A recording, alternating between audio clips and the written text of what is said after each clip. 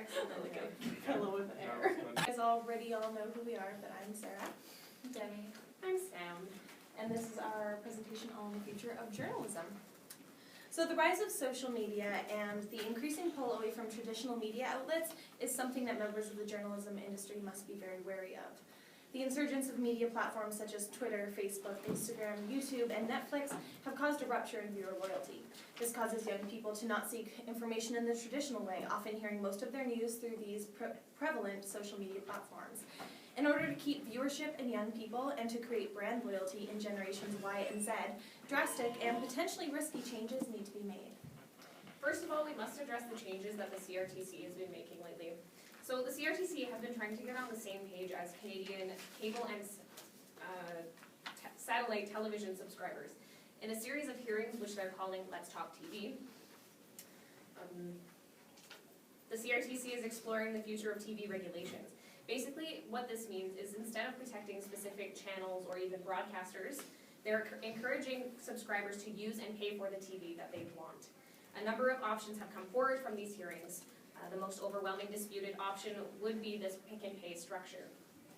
Instead of paying for one channel they don't want to get another channel they do want, subscribers would be able to build their own bundles made up of only the specific channels that they want to pay for. However, this can mean trouble for small local stations. Local stations are struggling to keep up with national and foreign content providers, which means their revenue has taken a huge hit. Small markets rely on bundles to maintain their bottom line. When channels are bundled, even though subscribers may not watch one or more of the channels, each channel still earns a part of the subscription fee. By unbundling, local stations have to rely on people actually subscribing to their individual channels to maintain some sort of revenue. What this means for journalism is that local news stations may be diminished or even completely disappear. However, that cannot be a bad thing. This will create a situation in which the customers could actually get content that they want. This would improve viewership rates across all mediums because the customer would make watching the said program a priority. Here we have outlined the changes in the generations that we will be catering to, starting with the oldest generation that we're working with, the baby boomers. Beginning in 1946 and ending in 1964, this is the generation born after World War II. This generation was known as a counterculture, meaning that drug culture was prominent.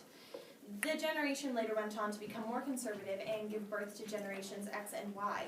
This is the demographic that most commonly views the news on traditional news platforms, as in television, radio, and print. This is the age group that traditional media largely caters to. Generation X was born from the baby boomers, with ages ranging roughly from 37 to 46, and currently accounts for approximately 41 million people. Mostly consisting of parents to Gen Y and Z, Generation X is known as the lost generation, exposed to higher levels of daycare and divorce. Newsweek stated that Generation X is known as the generation that dropped out without ever tuning into the news or turning to social media issues around them. This generation watches the news on occasion, but not nearly as much as baby boomers do. Generation Y is approximately aged 20 to 37, so this is kind of our generation, and are known to be the largest cohort since the baby boomers, accounting for around 71 million people. Gen Y is known to be exceptionally technologically advanced and also immune to many traditional marketing and sales tactics used, as they are exposed to them practically since birth. They're also racially and ethnically diverse, less brand loyal, and are known to have a very short attention span. And Generation Z is aged roughly 10 to 19 years old and are known to be exceptionally well versed in media from a very young age. Most first world children have easy access to all forms of online communication and are known to be easily distracted by them. With the increase of available media consumption, if generations Y and Z don't see anything interesting within a short period of time, they will switch to another form of media or another channel to get the information or entertainment that they require. The analysis of the generations with which we are working with is of the utmost importance, because knowing audience structure is key to creating a product that will easily be consumed by that audience. With the current format the news is delivered, at least in the traditional sense, news will die.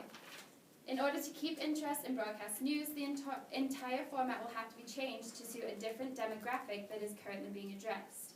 We think that in order to keep interest, news must be relayed in a more relaxed and interactive environment. With the different mediums available to get information, if generations Y and Z are not entertained by the news, they will not tune in to watch it. The current talking conservative head layout will not grab the attention of those low attention span generations. There needs to be more interaction with the viewer, as sharing information and opinions online is one of the biggest things that keeps viewers interested. With a more relaxed viewing environment, more viewers will feel comfortable sharing their opinions online, and with more relatable anchors and reporters, viewers will develop a more personal connection with their providers.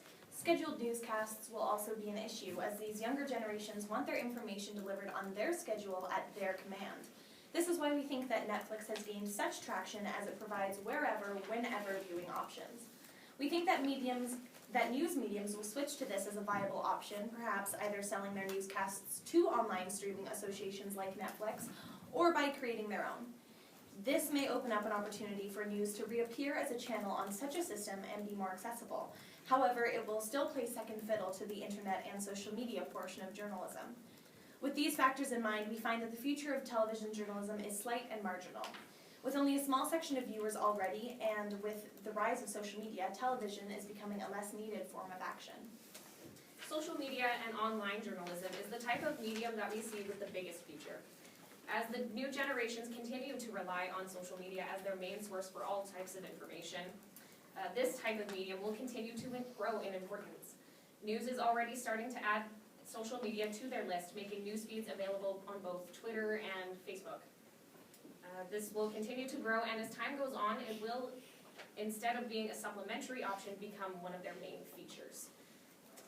All news will update their Twitter feed, post pictures and updates to Facebook, Twitter, Instagram, and any other social media sites that are bound to come around in the future. Instant photography, as well as online stories and blogs, will be the main way that people find out about the news. It will be the most instantaneous way for the public to be updated on sharing breaking news the moment it happens, instead of waiting for reports to be shot and aired on television. Blogs will start to become a full-time job, reporting both breaking news stories and alternative news. The public may be more incorporated into the world of news through social media, through their ability to interact with stations through comments and tweets to the actual news stations themselves. However, the public will also have more choice on what to say and what gets more buzz, and the public is in full control of social media. The public chooses what's trending, what's worth retweeting or sharing or forwarding with their friends. The public will become the main component of online news also by taking and sharing their own pictures of events and happenings, especially with the progression of phones and cameras available on the average cell phone, which will only progress as time goes on. With the common interest and high listening rates of radio programs, mostly due to car rides and, of course, rush hour commutes, we don't think that radio will change that drastically. Although we don't see radio growing to an increased rate of consumption, we also don't think it's at any risk of dying out either. We do, however, feel that the increase of satellite radio being introduced in nearly every new car, that local news will be less dominant in the daily person's life. We do believe that local news will stay the same with small audiences and deliver reliable and timely news. Radio has a very widespread reach, which can spread local news farther, but if people aren't choosing to listen to local stations and instead are listening to satellite, that point is void. With the lack of interest and necessity of the paper, we believe that print journalism as we know it now will be extinct. We think that online journalism, sorry Chris. It's okay, I'll cry later. We think that online journalism will replace any and all traditional forms of print newspapers. With the timeliness factor and the desire for constant news that's available everywhere, it doesn't suit the next generation's lifestyle to get a paper every day. As we mentioned before, social media and blogs will be extremely well used, and in our opinion will become the most common form of news delivery available. We think that for the upcoming generations to view news and relate local issues as important, news needs to be presented in an interesting and interactive way. We found a short clip on YouTube of what we view as not only interesting way to give news, but also an effective and interactive form of media relations. His name is Philip DeFranco, and he covers anything to do with news, whether it be the latest breaking news or his interpretation of entertainment news. He provides his audience with interesting and attention-grabbing information.